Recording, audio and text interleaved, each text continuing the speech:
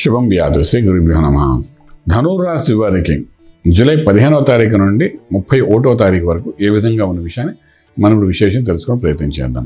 ధనురాశికి తృతీయంలో శనీశ్వరుడు వక్రగతిలో ఉన్నాడు. చతుర్థంలో రాహు యొక్క ప్రభావం, షష్ఠ స్థానంలో గురుమంగళ యోగము, సప్తమంలో రవి యొక్క ప్రభావము, అష్టంలో బుధుడు ప్లస్ శుక్రుడు, రాజ్యంలో కేతు యొక్క ప్రభావం కనిపిస్తోంది.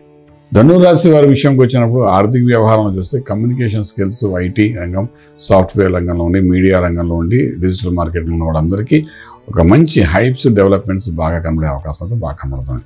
గవర్నమెంట్ సెక్టర్, ప్రైవేట్ సెక్టర్ కంటే government sector, central government, state గవర్నమెంట్లో పనిచేసే ధనురాశి వారికి మాత్రం ఎంత కమ్యూనికేషన్ చేసినా సరే, ఎంత స్కిల్గా వర్క్ చేసినా కూడా దాని యొక్క బెనిఫిట్ అనేది కనబడే అవకాశాలు చాలా తక్కువ అని చెప్పడానికి అవకాశం ఉంది. అలాగే వ్యాపార రీత్యా చేసే ప్రయత్నాల్లో సక్సెస్ఫుల్ అయ్యే అవకాశం ఉంటుంది. వ్యాపారంలో ఎడిషనల్ వర్క్ తీసుకోండి, వ్యాపారంలో కొత్త బ్రాంచెస్ ఓపెన్ చేయండి, సక్సెస్ఫుల్ బాగానే కనబడుతుందని చెప్పడానికి అవకాశం ఉంది. అలాగే చదువుకునే విద్యార్థులు ఎవరైతే ఉన్నారో విదేశాలకు వెళ్ళి సెటిల్ అవ్వాలనుకున్న వాళ్ళకి సంపూర్ణమైన అనుకూలమైన వాతావరణం కనబడుతుంది. అలాగే విదేశాలకు వెళ్ళి సెటిల్ అవ్వాలనుకునే వాళ్ళకి మాత్రం ఈ కేతు యొక్క ప్రభావం కొంత కనబడుతుంది కాబట్టి కొంత న్యూట్రల్గా ఉండే అవకాశం ఉంటుంది. డబ్బు ఖర్చు పెట్టే వ్యవహారంలో కొంచెం ఎక్కువ ఖర్చు పెట్టే పరిస్థితి ఏర్పడే అవకాశం కనబడుతుంది. అలాగే మనం తీసుకునేటప్పుడు విదేశాల్లో ఉన్న వ్యక్తులు ఎవరికైతే ఉద్యోగం లేకుండా ఇబ్బంది పడుతున్నారో వాళ్ళకి కొంతవరకు ఉద్యోగరీత్యా ఒక అవకాశం వస్తుంది. దాన్ని సద్వినియోగపరచుకోవడానికి ప్రయత్నం చేయండి. అది అన్ని కంట్రీస్లో అనుకోండి, వస్తే అవకాశం ఉంది చెప్పగలుగుతాం.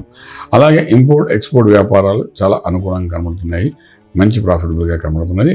అలాగే మనకు ఒక విషయానికి వచ్చినప్పుడు ఏంటంటే ట్రేడింగ్ చేసుకునేటప్పుడు మాత్రం ల్యాండ్స్, అగ్రికల్చర్, మైన్స్, స్టోన్స్ మీద ట్రేడింగ్ చేసుకుంటూ ముందుకెళ్ళడం ప్రయత్నం చేయండి. సక్సెస్ఫుల్ ఎక్కువగా కనబడే అవకాశం ఉంది.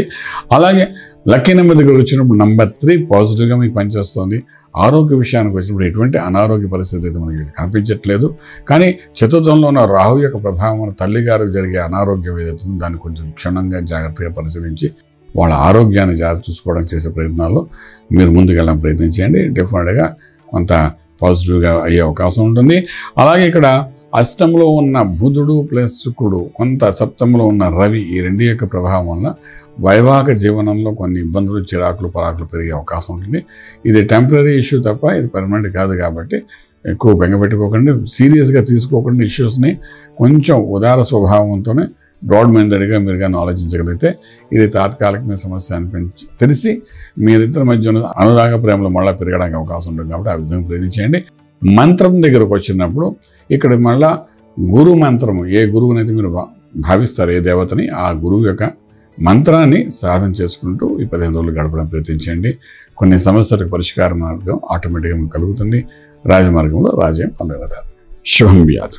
పూర్తి వివరాలకు సంప్రదించండి శ్రీ వేదమాత గాయత్రి జ్యోతిష్యాలయం, బ్రహ్మశ్రీ మంతా సూర్యనారాయణ శర్మ గారు, Srinilayam, first floor, 101, Sai Vaibhav layout, Chitrapuri colony పక్కన, కాజాగూడ, హైదరాబాద్ 500008.